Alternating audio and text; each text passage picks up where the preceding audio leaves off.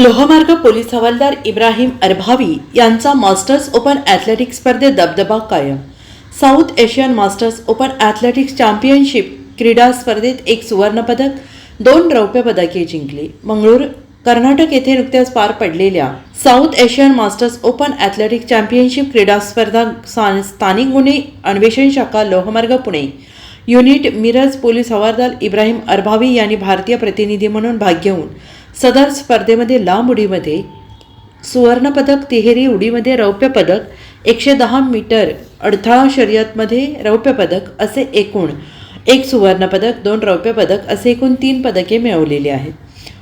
सदर south Asian masters open athletics championship क्रीडा स्पर्धा मंगळूर, कर्नाटक या स्पर्धेमध्ये एकूण 6 देशांचा समावेश होता. त्यामध्ये 1200 स्पर्धकांनी सहभाग घेतला होता.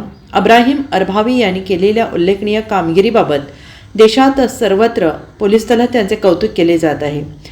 सदर स्पर्धेस माननीय श्री तुषार दोशी, पोलीस अधीक्षक लोहमार्ग पुणे, माननीय श्री रोहिदास पवार, अप्पर पोलीस अधीक्षक लोहमार्ग पुणे, माननीय श्री इरफान शेख, पोलीस निरीक्षक LCB लोहमार्ग पुणे व मिरज लोहमार्ग पोलीस ठाण्याकडील पोलीस निरीक्षक माननीय श्री संभाजी शिवाजीराव काळे यांचे मार्गदर्शन लाभले आहे. Bureau report SBN Marathi Pune.